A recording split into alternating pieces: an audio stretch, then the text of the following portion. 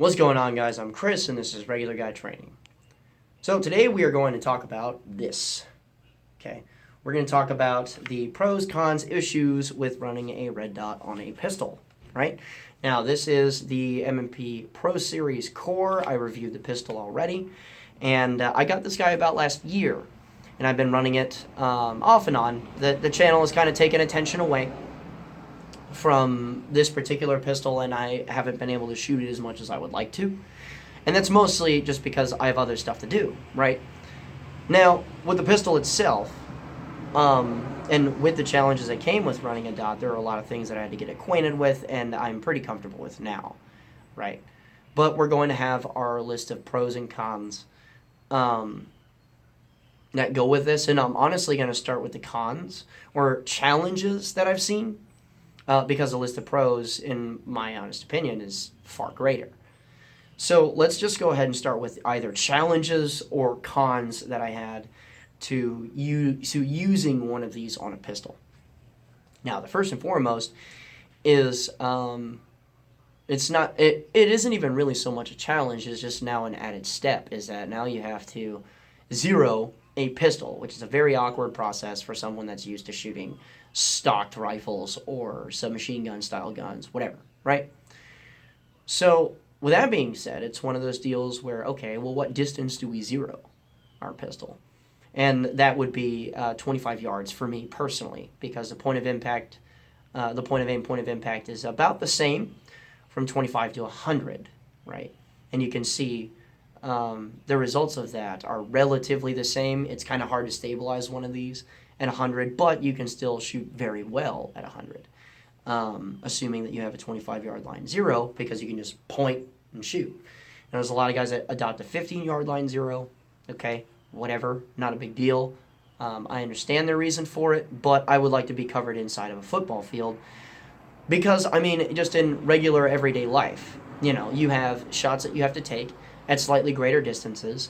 I mean, there is a multitude of different places in a Walmart, just in a Walmart, where you could be forced to take a shot down the length of an aisle, which is a considerable distance, or slightly greater than that. Or if you're stuck in a parking lot and you see some crazy shit happen, right? All the what ifs aside, I want to be covered within most likely distances out to not as likely distances, okay? Because we don't live in an absolute world, so I want to be able to cover my bases. Right. So I pick a 25-yard line zero. No big deal. There is, however, something that you have to deal with at closer ranges, regardless to what zero you actually use, unless the zero itself is at something like 3 yards or 7 yards or whatever, which I wouldn't advise, because at those distances where you start to back up, that zero, you'll find out, is very high at those backed up distances. Like 25, it's high for no reason. Now, with this zero and with this optic comes a rifle issue, or almost exclusively a rifle issue, in that we now have a height over bore hold, right? So, okay, no real big deal. What is that hold? Well, if I'm trying to shoot at the bridge of my own nose here, we're looking at an impact at about here, right? So no real big deal, and in all honesty, you can kind of see the difference, right? Okay, the bore being right here and the optic being about here. You can actually see it. Okay, optic, barrel. Okay, so if you're real close, you have about that holdover. No big deal. Where does this start to chill out? Because we have a line of sight zero and all that, right? Essentially, once you start to back up past 15 yards, the point of aim, point of impact is very, very close to the same. So there's that. So with this, you will shoot a tad low from your point of aim at very close distances. Not too big of a deal, considering. So, but it is something that we have to be aware of, and it's something that our self-defense rifles have always had to deal with. So, okay, no big deal. This just got added into that. Okay, not a problem. The next challenge is avoiding things. Like, for instance, the first thing that you want to avoid is auto adjustability on these. And the reason why that you want to do that is, okay, for just regular time of day lighting, all of that, or when you shut off the lights, in the house or whatever, the time of day lighting or the ambient lighting, this covers down on that very well. Like its variance and its programmable variance and all that other stuff.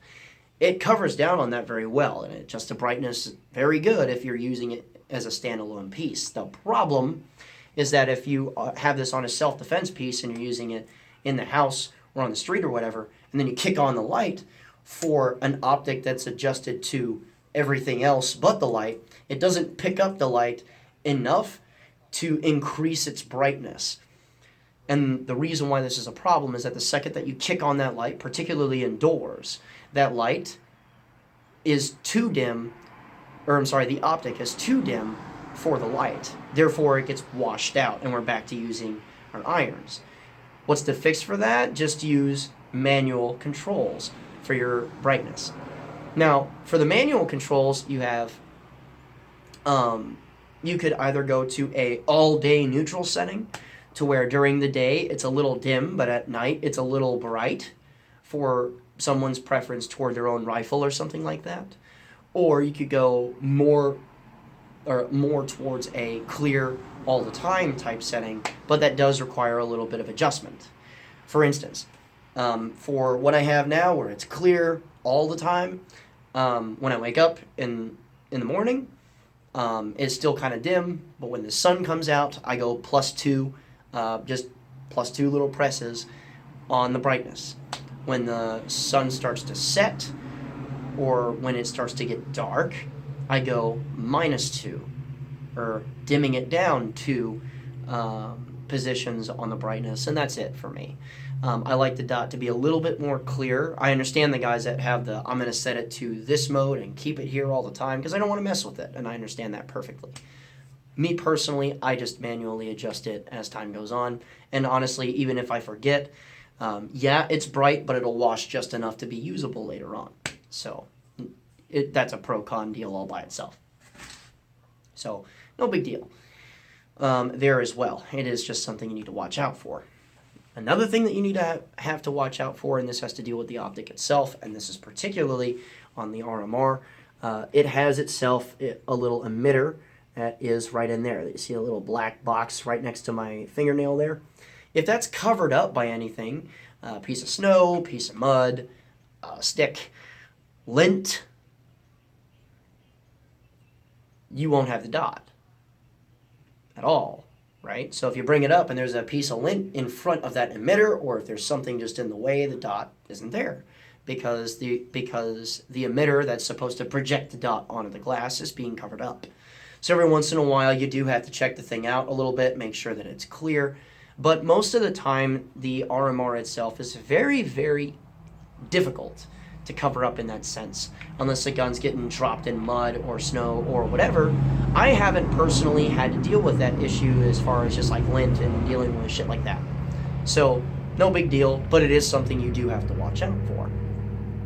Now, realistically speaking, that's it. As far as the guys that have the Gen 1 RMRs versus the Gen 2 RMRs.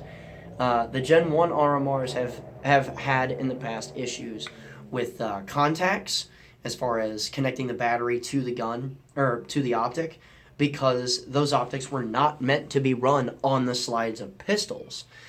So the cycling action of a pistol with this is actually very, very violent, and a lot of guys have reported in the past like flickering issues, and just the action beating the absolute shit out of the optics themselves. Guys have reported stuff like really funky things, like starting to lose zero to where they're sitting there chasing their zero a lot, or turrets themselves, like elevation or windage turrets, would stop working altogether. A buddy of mine, Zach, actually had a problem with his elevation turret, and it would not allow him to adjust it in any direction. So we do just have to watch out for that kind of stuff. If I were you, and if I'm buying an optic for a pistol, I would just go ahead and get the Gen 2. The electronics protection and the contacts are much more improved this time around, and they seem to answer all of the issues that people had with the Gen 1 RMRs. Just understand that if you're going to go ahead and do that, I would just pick up a Gen 2 manual adjustable dot and call it good, right? So now on to the positives. Oh, before I do that, there is one more challenge that you have to deal with. And this is kind of a big one. This is one that a lot of people have issues with, myself included, actually. And that is when you're first starting to shoot the pistol, and the first couple of times that you're just drawing it and doing stuff like that, you will have to deal with the dot not being picked up. You know, I've seen it in class. I've done it myself, to where you bring the pistol up, it's nice and quick and all that stuff. It's not there suddenly, and then you have to sit there and do this until the dot gets picked up. Okay, no big deal. It's a hand-eye coordination thing, really, to where it's been taught to me to use the start by lining up your irons and then pick up the dot type thing. That's cool, but it kind of defeats the purpose of the dot in the first place. It's supposed to be faster. So if I'm trying to pick up one set of sights, shifting my focus to another sighting system and then paying attention to my target area, like where the sight picture is going to end up now, that's slow. It's really slow. So another technique that I picked up and has just been way easier for me to deal with is to just focus on that target area, get a real good hard target focus, and then superimpose the dot onto what it is that you're shooting, because it's much easier to just point in that direction than to pay attention to something and bring it up on target. And it's not a perfect thing. It does require some practice, and it does require you to have to do this every once in a while and fish the dot on target. But you start to build your own hand-eye coordination, which does help. Another place that this is prevalent is on the reload, right? Or when you're shooting faster, you'll start to lose track of the dot. All it really means is go a little bit slower, focus on your target area a little bit more, and you're going to have to work on hand-eye coordination a little bit. Sorry, this requires some skill to get good at, right? And when I first started with a dot on a pistol, honestly, it was awkward as shit for me, but it's not anywhere near as bad anymore. I can just pick up the dot now, it's no big deal. And every once in a while, I'll lose it if I'm trying to shoot really fast or if I'm trying to shoot one-handed while moving at the same time. But I know it's me, so that's all that there really is, you know. Those are just some challenges that I've really had to deal with every once in a while. And the last one, and this one's actually very easily solved, is temperature changes, and this being on your body could actually cause the glass to fog. Now, there's a life hack for this that my sister actually showed me, of all people, and she was talking about like bathroom mirrors and shit like that. But I started using it on other stuff, and that is, you take a piece of Dove like bar soap, right? I'm not even kidding. You just kind of like draw a little bit on the glass, set that down, get a microfiber towel, and buff it in. Do that for both sides, fogging issue solved. Done. That's it, you know, and the fogging issue's gone forever. Every once in a while, the glass will try to get clouded. Like right now, mine's a little clouded from just like dust and sugar sand from the Florida class we just taught, and little bits of Tennessee clay in there, here and there. But it's doable, it's seeable. I can see stuff far away and I can still shoot well, no big deal, right? But one thing I haven't had to deal with for a long time now, because of that one random tip that my sister gave me, that fogging thing hasn't even been a concern. It only just now popped into my head while I'm talking about this, right? So, okay, cool. That's pretty much what I have on like the cons or challenges side of the house. Now about the pros. And the pros are more straightforward, but there's a much longer list of them, really. The first and the biggest one, in all honesty, is that it's so much more shootable. It really is. Just like a rifle, the iron sight obscurity isn't there. It's just a dot floating in space that you can use to superimpose onto a target. Visibility is much, much, much greater. And there's a lot of guys that'll see a tiny housing and some suppressor height sights and figure that that's really, really busy. And in all honesty, the first couple of times I brought this gun up, it was kind of busy, and even more so with the Core's stock white 3-dot setup. I took my wife's black nail polish to it, and that was it. Done. Like, that's all I needed to deal with as far as the busyness of the extra white dots. But then after that, I start to notice, you know what? The irons take up like the very, very, very bottom edge of the glass. So as far as just being up and centered on what it is that I'm trying to shoot at, there's actually quite a little bit of room in there, right? So that's not really a big deal at all. I mean, at all. So, yeah, don't worry about it. It's not that big of a deal. The minute you start getting a little used to it, you notice that the field of view on target is enormous, especially compared to a set of iron sights on a pistol, which obscure fucking everything, right? So it's far more shootable in that aspect. And another really big one, in all honesty, is this and the floaty nature of the dot telegraphs what you're doing. Like, a lot of people are very put off the first couple of times they put up a dot on target because they notice for the first time the actual movement that's going on in their hands, and it feels like the dot's doing this shit. It's always done that. You just didn't notice from the target obscurity offered by your own iron sights. This is the actual movement that's going on, and it feels a little shaky, and it feels kind of hard to center on target. How this is a really good thing, though, is that, A, two hands or one hand, you'll notice, okay, after a while, it just feels like it's moving around less. It's really not. You're just used to it.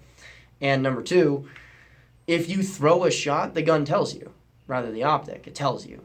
Because if you flinch that shot, if you're getting overzealous, if you're moving too fast or whatever, and you flinch it, you see the dot move. So a lot of times, especially if I'm taking a longer shot or something, I can tell if it's a hit or a miss before the bullet arrives.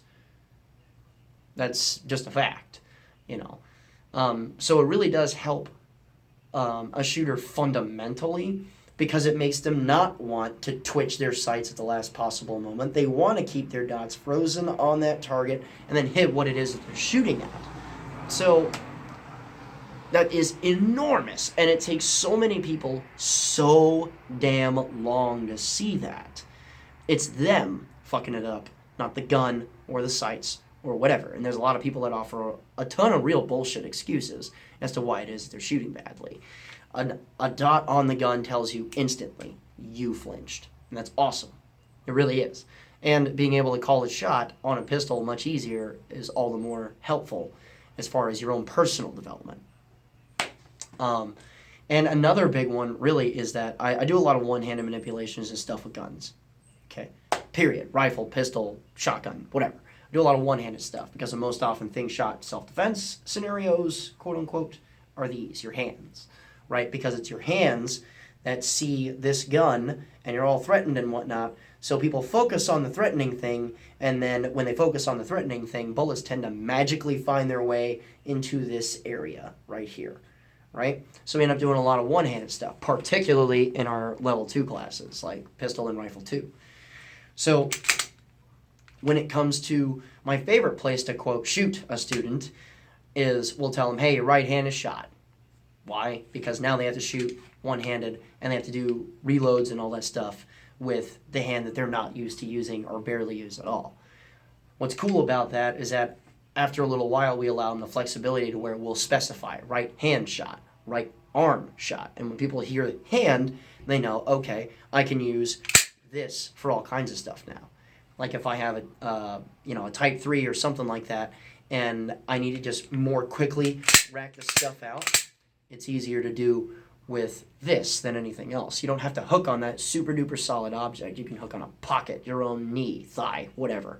It's so much easier to do, and it makes life so much better because you're already in kind of a shitty spot if you have to do one-handed manipulations, having to catch them on aggressive ledges for rear sights of pistols, which admittedly is doable for sure. It's just nowhere near as easy as doing it with this.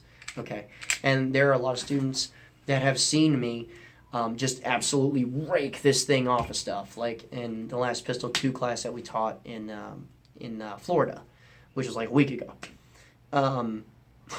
I found a barrel, and I was teaching, how to deal with a stuck case, where you try to yank on it and it won't come open, to where one way to do it is just to grasp onto the slide and just jab your hand in there and then roll it over to make sure that stuck case gets out. And if you have an object nearby, you can just target it with your rear sight or your optic and just bow and just bam it off of the edge of that whatever it is, like an edge of a wall, or at this particular moment it was one of those, a plastic barrel, right? I just rammed it off of this thing, and there were pieces of it that came off and were up front, and people were like, oh shit, and it held 0, no big deal. So that's a big pro, is that you can use this as a striking implement to get the gun loaded again. You can get it cycling more, or again, if you have a stoppage of some kind, or you can deal with stuck cases by just bashing it off of shit,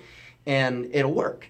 The only thing that you kind of have to get used to is don't use this really as like a runway, because I've caught like pieces of wooden table in this area right here, and that's a problem because now the gun's out of battery.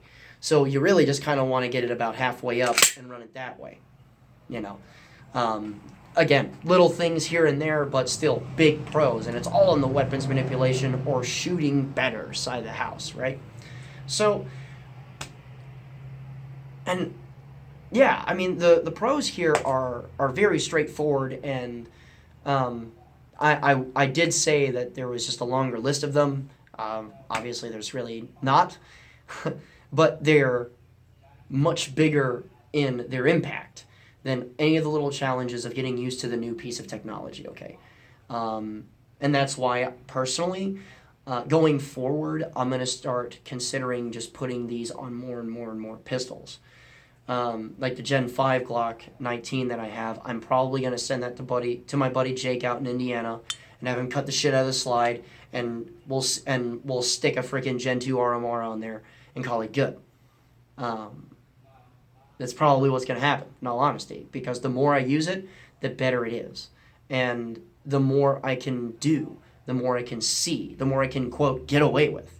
So, I figured I would just go ahead and do this video and start talking about red dots a little bit more. I believe that more gun companies, or more guns in general, should just start having this option ready to go out of the box, so that we don't have to get all kinds of crazy ass slide cutting work in order to get it done. And yes, I know Glock makes the MOS, but not in the Gen 5, so we'll wait on that one, I guess. And I'm really enthusiastic to see where people take the optics market for pistols, because this is not perfect. It's not. It really isn't. I've highlighted a bunch of little issues as far as just dealing with this individual optic, meaning the RMR and a pistol, but it's the best, in my opinion, that's on offer. It takes the most abuse, it does its job, and it keeps coming. Even the older models that weren't made to go on pistols in the first place, they actually worked pretty damn well. There were a lot of them. There were a lot of people that had zero issues, but then there were a bunch of those reported issues about zero loss and shit like that, and that's why they improved it. So, as it stands, I want to see more innovation in this department. I want to stick more of these on pistols and see where that goes. But tell me what you guys think. What do you guys think about optics on pistols to start? Because I do see it as a tremendous advantage for people that are willing to take that step forward, much like red dots on rifles. However, I do understand why people don't want them on their guns at all.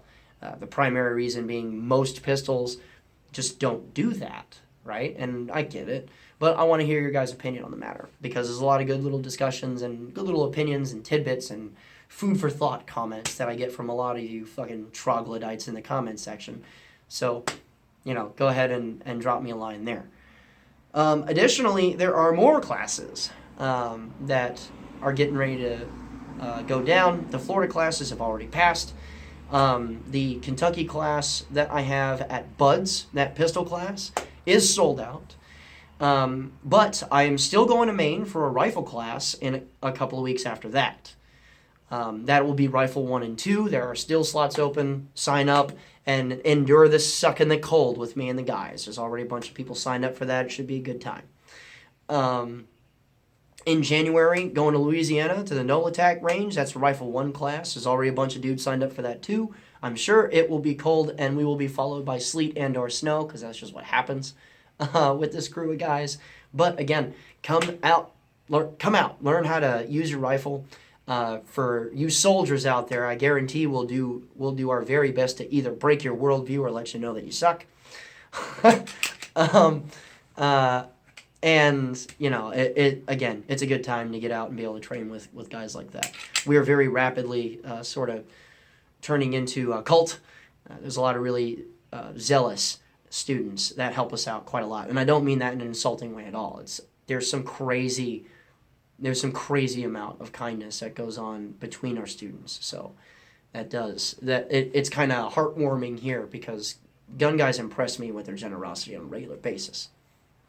We're going back to Buds, by the way, in January for an indoor rifle class. This is tailored around our Rifle 1 curriculum, but it's more indoor-centric, more home defense-oriented, because now we get to deal with the sound and shit like that inside. And yes, it's a 2-day 1,400 round rifle class, and that will assuredly suck so much like a snowstorm in the middle of a rifle class.